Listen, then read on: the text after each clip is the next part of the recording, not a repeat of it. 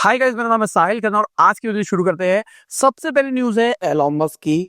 तो $1 ट्रिलियन का भाई पैकेज दिया उनको टेस्ला के बोर्ड ने।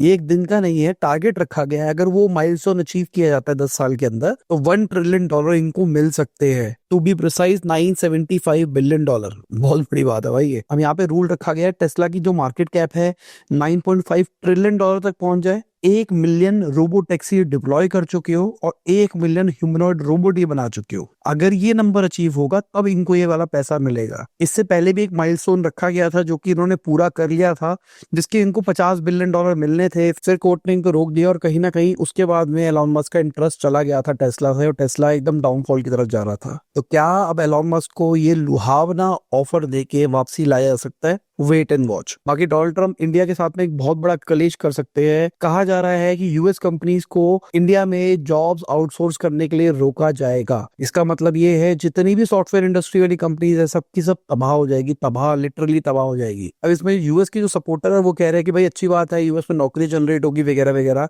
बट दूसरी साइड पे इंडिया में क्या होगा भाई? ऑलरेडी मुझे लगता है टेक का हाल बुरा हो रहा है और आने वाले टाइम में और बुरा होगा, क्योंकि कोविड टाइम पे स्टार्टअप्स की वैल्यूएशन अनाप शनाप गई है। उसके चक्कर में अनाप शनाप पैसा दिया गया डेवलपर्स को, लोगों की एक्सपेक्टेशन अनाप शनाप हो गई थी। आज जब कंपनी के पास में पैसे नहीं आ रहे क्योंकि लॉस तो पहले से कर रहे थे, इन्वेस्टर का पैसा नहीं आ रहा है, तो इस चक्कर में अब कंपनी को फायरिंग करनी पड़ रही है। और ऊपर से अगर ये वाला सीन हो जाएगा, काम ही नहीं आएगा इंडियन टेक सेक्टर के अंदर, तो बहुत बड़ी प्रॉब्लम आएगी। और खाली टेक सेक्टर में नहीं है, इंडिया में बहुत सारा सर्विस का काम इंपोर्ट होता है, चाहे कॉल सेंटर का काम हो गया या फिर डेवलपमेंट वगैरह के काम हो गए। नंबर पॉइंट ऑफ व्यू से $250 बिलियन की आईटी सर्विस इंडस्ट्री है जिसको इम्पैक्ट पड़ सकता है। बाकी होपफुली ऐसा ना हो, क्योंकि एक्चुअली ये वाली चीज इंडिया को हैम्पर करेगी। इसके अलावा यूरोपियन यूनियन ने गूगल के ऊपर $3.45 बिलियन का एंटी ट्रस्ट फाइन लगाया कि भाई आप अपनी पावर का मिसयूज करते हो, आप डोमिनेंट प्लेयर हो वगैरह वगैरह। अब डोनाल्ड ट्रम्प कह रहे हैं यूरोपियन यूनियन को कि भाई तुमने ये कांड कर दिया है, अब इसके चक्कर में ये ना हो कि तुम पे हम सैंक्शन लगा दे। तो देखो भाई यूरोपियन यूनियन के साथ में अब क्या होता है। बाकी यूरोपियन यूनियन की हिस्ट्री रही है जहां पर वो दबा के उल्टे सीधे फाइन तो लगाते ही रहते हैं। कहता है भाई ये गलत कर रहे हो, ये गलत कर रहे हो, इसको बंद करो, ऐसा नहीं होगा, ऐसा नहीं होगा। कंज्यूमर पॉइंट ऑफ व्यू से सही है कि भाई कंज्यूमर के बारे में सोचा जा रहा है, बट कहीं ना कहीं बिजनेस के लिए बहुत नुकसानदायक होता है। बाकी फिजिक्स वाला की बात करके चले तो उन्होंने अपना डीआरएचपी फाइल कर दिया है। 3820 करोड़ का आईपीओ आने वाला है, जिसमें से कहा जा रहा है 3100 करोड़ रुपीस फ्रेश इक्विटी होगा और 720 करोड़ रुपए ऑफर फॉर सेल होने वाले हैं, जहां पे दोनों को फाउंडर्स 360 करोड़ रुपए घर लेके जाएंगे। अब जो ऑफर फॉर सेल है वो पैसा हाइब्रिड क्लासेस को, ऑफलाइन क्लासेस को एक्सपेंड करने के लिए यूज किया जाएगा। उत्कर्ष क्लासेस से जो लीज पेमेंट वाली सीन है उसको सॉल्व करने के लिए यूज किया जाएगा, क्लाउड इंफ्रास्ट्रक्चर के ऊपर काम करने के लिए और मार्केटिंग के लिए। अभी के टाइम पे जो कंपनी के को फाउंडर है अलक पांडे और प्रतीक, दोनों के दोनों 40% के आसपास होल्ड करके बैठे इंडिविजुअली। बाकी कंपनी का ऐसा कहना है कि वो CAGR ऑलमोस्ट 60% से बढ़ते हुए दिखाई दिए हैं। फाइनेंशियल ईयर 23 से 25 को कंपेयर किया गया, 24 हटा दिया गया इसके अंदर। ये तो मैंने आपको पहले ही बताया कि बहुत ही स्मार्ट सिलेक्टिव स्टोरी टेलिंग होती है, जहां पर हम कहानी को बड़ा दिखाने के लिए ऐसा दिखाते हैं कि भाई इस टाइम से इस टाइम पे हुआ है। जहां पर जो वाली बात अच्छी लग रही होती है वो वाली बता दी जाती है। जैसे कंपनी के ऑफलाइन सेंटर्स है वो भी बढ़ते हुए दिखाई दिए हैं। कंपनी का जो नेट लॉस है वो ऑलमोस्ट 250 करोड़ पे आया है, जो कि घटता हुआ दिखाई दिया है। 80% के आसपास घट गया है। मैंने इसके बारे में पहले भी बात करी थी। ये एकदम प्रॉपर स्टोरी टेलिंग है कि भाई पिछले के अंदर तुम्हारा वन टाइम लॉस था, उसको कंसिडर करना ही नहीं चाहिए था ना। एक्चुअल ऑपरेशन लॉस को ऑपरेशन लॉस से कंसिडर करना चाहिए था। आप चार्ट के अंदर देखो, आपको समझ में आएगा। बाकी लेट्स सी इनका किस तरीके से जाता है आईपीओ, क्योंकि कहीं ना कहीं मुझे लगता है जिस विजन से फिजिक्स वाला शुरू हुआ था आज विजन बदल गई है। और मैंने इस पे केस स्टडी भी बनाई थी, बहुत सारे लोगों ने क्रिटिसाइज किया था। आप देख लेना, जो बातें बोली है ना वो होती हुई आपको आने वाले टाइम में दिखाई देगी, अनटिल अनलेस कुछ बड़ा चेंज नहीं आता है। तो वीडियो आगे सबसे पहले आपको याद दिलाना चाहूंगा, आपने लाइक का बटन नहीं दबाया, लाइक का बटन दबा दो, चैनल को सब्सक्राइब।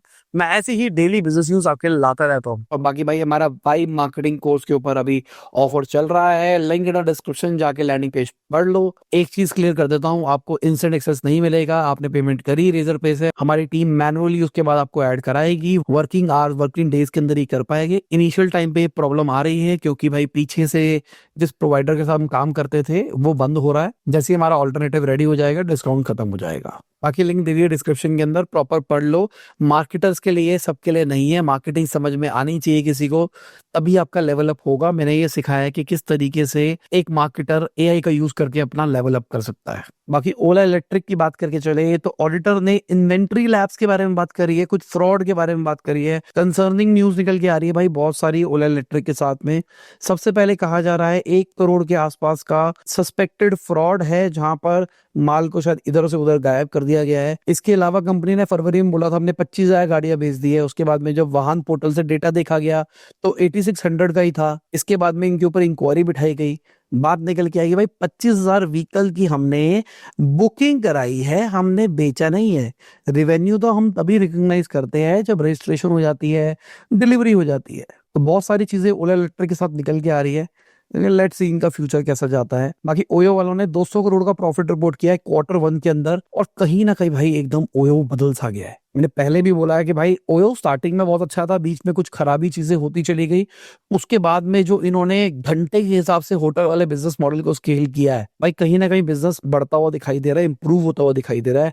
कंपनी का रेवेन्यू, अगर मैं Q1 ऑफ फाइनेंशियल ईयर 26 की बात करके चलूं, ईयर ऑन ईयर 47% से राइज होता हुआ दिखाई दिया है। ग्रॉस बुकिंग वैल्यू 144% से बढ़ती हुई दिखाई दी है पिछले साल से कंपेयर करके चले तो। और पिछले एक महीने के अंदर कंपनी के शेयर प्राइस 25% बढ़े हैं अनलिस्टेड मार्केट की बात करके चले तो कहीं ना कहीं बहुत ही अच्छी स्टोरी दिखाई दे रही है अभी के टाइम पे ओयो के लिए। इसके अलावा गुड ग्लैम के फाउंडर की बात करके चले तो उन्होंने अपनी एक नई स्टार्टअप शुरू करी है को फाउंडर सर्कल करके, जो कि एक प्लेटफॉर्म होने वाला है को फाउंडर, टीम मेंबर्स, इंटर्न्स वगैरह के लिए, जहाँ पे इन्वेस्टर और बाकी टूल्स भी होंगे। कहा जा रहा है यहाँ पे कंसल्टिंग वगैरह भी प्रोवाइड करी जाएगी। लेट्स सी क्या होता है, क्योंकि गुड ग्लैम तो अब खत्म हो गया है। इसके ऊपर भी केस स्टडी बना रखी है, देख लेना हुआ क्या था। और अभी डिसमेंटल होना शुरू हो गया है, जल्दी खबर आएगी, ग्रुप पूरा बंद हो जाएगा। बाकी सीखो वालों ने $28 मिलियन रेस किए अपने सीरीज बी राउंड के अंदर। 2020 में कंपनी शुरू हुई थी भाई, कैसे बड़ी मुझे नहीं पता था कि इतनी बड़ी बन जाएगी, और धीरे धीरे करके बढ़ते ही जा रहे हैं और अच्छा खासा स्पेंड भी कर रहे हैं।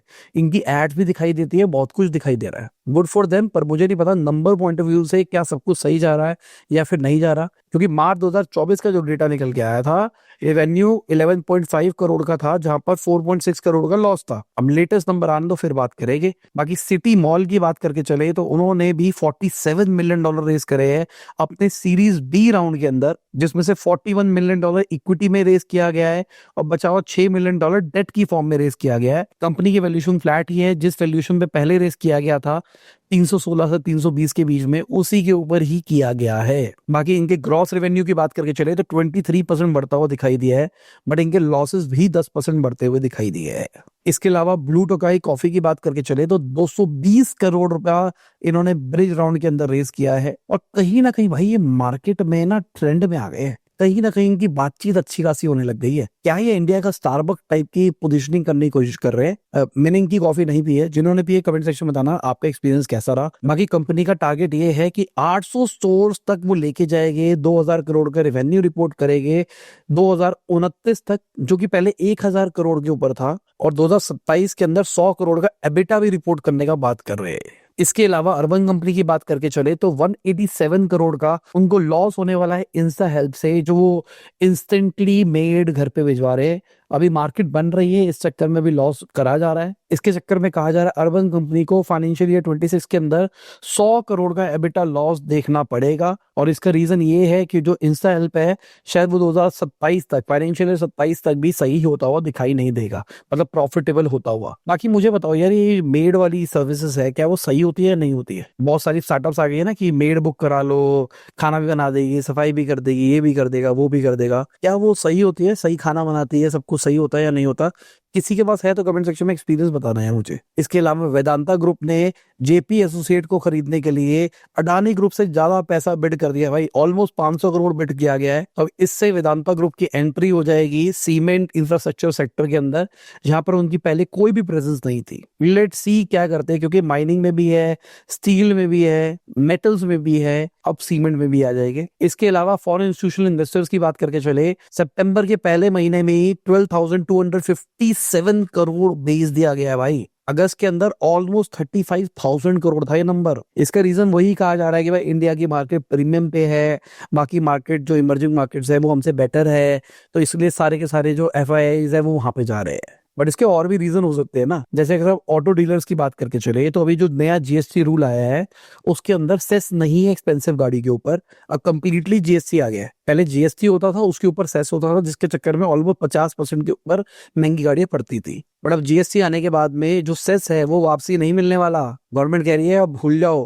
कहा जा रहा है ऑटो डीलर्स को 2500 करोड़ का लॉस होगा, और ये बड़ी बात है भाई। पहले ही ऑटोमोबाइल सेक्टर का बैंड बजा पड़ा था, वो पहले ही उनकी भाई इतनी इन्वेंट्री बढ़ी है, खर्चे नहीं कर पा रहे, उनको समझ में नहीं आ रहा आगे सरवाइव कैसे करना है, डिमांड उस लेवल की जनरेट नहीं हो पा रही है, ऊपर से ये वाली चीज आ गई है। लेट्स सी, कहा तो यही जा रहा है कि अभी जीएसटी कम होने के चक्कर में गाड़ियां ज्यादा बिकेगी, ये तो टाइम बताएगा। बाकी इंश्योरेंस कंपनीज शायद अपने प्रीमियम को 1 से 4% तक बढ़ा सकती है, क्योंकि उनकी भी कॉस्ट बढ़ जाएगी जीएसटी के चक्कर में। जो पहले आपके जीएसटी से माइनस होके उनको रिफंड मिल जाता था, आज वो शायद रिफंड नहीं मिलेगा, तो कहीं ना कहीं हमारे ऊपर कॉस्ट आएगी। बट ओवरऑल कहा जा रहा है जो इंश्योरेंसेज है वो हमको 12 से 15% तक सस्ते मिलने वाले हैं, जो कि अगेन बहुत अच्छी चीज है। ऑल द गवर्नमेंट ने कहा तो ये था कि भाई आप डायरेक्टली कस्टमर के ऊपर नहीं डाल सकते, एग्जिस्टिंग पॉलिसी होल्डर्स के प्रीमियम अचानक नहीं बढ़ा सकते।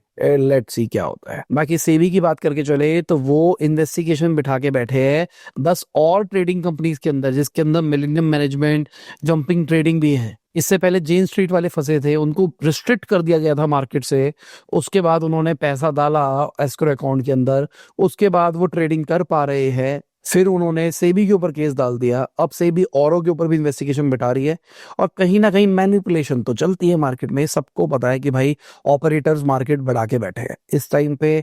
मार्केट बहुत सारी अनाप शनाप हरकतें जो लेती है ना, वो गेम ही बड़े ऑपरेटर्स का होता है। बाकी बीसीसीआई की बात करके चले तो उनके बैंक बैलेंस के अंदर फाइनेंशियल ईयर 24 के अंदर 20,686 करोड़ रुपए बढ़ा है भाई। पिछले 5 सालों के अंदर 14,500 करोड़ रुपए यहाँ पे बढ़ता हुआ दिखाई दिया है। तो भाई इंडियन क्रिकेट बोर्ड बहुत पैसा कमा रहा है। अब ये इन्वेस्टमेंट भी करनी चाहिए ना, अपने पास क्यों पैसा रखना है, और ग्राउंड्स बनाओ और इंफ्रास्ट्रक्चर बढ़ाओ, बहुत सारे लोगों को सपोर्ट करो, अलग अलग क्लब्स बनाओ, बहुत कुछ करना चाहिए, जो शायद हो रहा है शायद नहीं हो रहा, मुझे नहीं पता। बाकी एनपीसीआई की बात करके चले तो उन्होंने यूपीआई ट्रांजेक्शन लिमिट को 10 लाख कर दिया भाई। ये नॉर्मल हमारे 1-to-1 नहीं है, मतलब मैं आपको अगर ट्रांसफर कर रहा हूँ आप मुझे कर रहे हो, उसके लिए 1 लाख की लिमिट है, बट मर्चेंट्स के लिए इस नंबर को बढ़ा दिया गया है।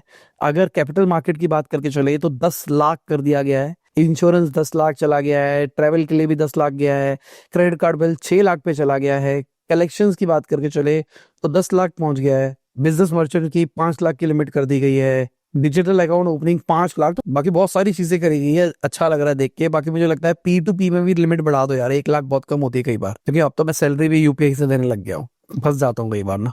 बाकी ओपन एआई की बात करके चले तो उनकी स्पेंडिंग 115 बिलियन डॉलर तक पहुंच जाएगी 2029 तक। ये अभी है ना, कुछ टाइम पहले भी प्रेडिक्शन करी गई थी, फोरकास्ट निकाली गई थी, उस टाइम 80 बिलियन डॉलर था और अचानक 115 बिलियन डॉलर हो गया है। इस साल इन्होंने 8 बिलियन डॉलर खर्च किया है, जो कि प्रीवियस जो भी प्रोजेक्टेड था उससे 1.5 बिलियन डॉलर ज्यादा है। तो मान के चलो अभी ओपन एआई बर्न ही करने वाला है आने वाले टाइम के अंदर। और इसी के साथ में आज की वीडियो खत्म होती है, उम्मीद करता हूं आपको मजा आया होगा। लाइक कर देना, शेयर कर देना, कमेंट बताना वीडियो कैसी लगी। Bye, good night, Shaba, good हाफिज, गुड मॉर्निंग, और जब भी आप वीडियो देख रहे हैं, जय हिंद, वंदे मातरम, दुआ में याद रखना।